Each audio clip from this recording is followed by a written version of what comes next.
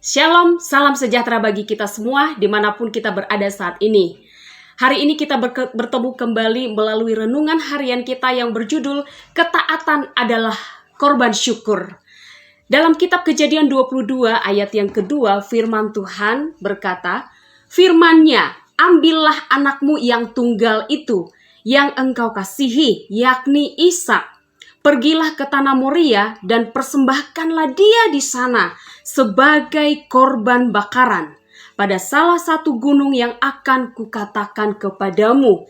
Ini adalah perintah Allah kepada Abraham, supaya Abraham harus mempersembahkan anaknya yang tunggal, yaitu Ishak, di sebuah gunung yang bernama Gunung Moria. Apakah Abraham taat dan mau melakukannya?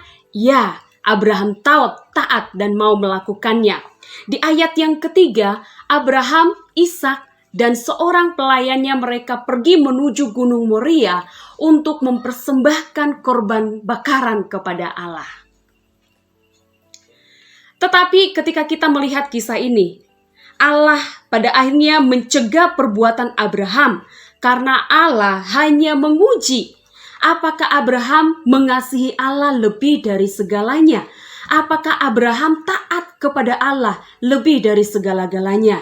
Ya, puji nama Tuhan, Abraham sangat mengasihi dan taat kepada Allah lebih dari segalanya. Mengapa Abraham mau mempersembahkan Ishak sebagai korban bakaran kepada Allah? Abraham sangat sadar Ishak adalah anak pemberian dari Allah. Ishak adalah anak perjanjian bahwa Allah akan membuat keturunan Abraham sangat banyak dan itu akan terwujud melalui Ishak. Ishak adalah anak yang didapat di usia tua Abraham dan Sarah.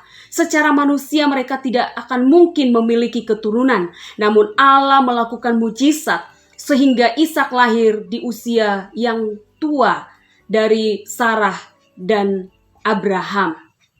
Ishak adalah anak satu-satunya sehingga mengorbankan Ishak rasanya sulit untuk dilakukan. Tetapi Abraham sangat sadar kehadiran Ishak dalam keluarganya adalah karena Allah. Abraham sangat sadar bahwa Ishak adalah milik Allah. Dan jika Allah meminta Ishak sebagai korban bakaran, Abraham tidak punya hak untuk mempertahankan dan menolak permintaan Allah. Kesadaran bahwa semua yang kita punya, semua yang kita miliki, yaitu kesehatan kita, kehidupan kita, waktu kita, uang, harta, kepandaian, dan segala sesuatu yang kita miliki, sumbernya adalah Allah. Semua yang kita punya di dalam kehidupan, kita sadar bahwa itu adalah milik Tuhan, maka itu akan membuat kita untuk taat memberikan apa yang Tuhan minta dari kehidupan kita. Ada orang yang susah memberikan apa yang Tuhan minta dari apa yang dimilikinya karena dia merasa semua yang ada di dalam kehidupannya adalah miliknya sendiri.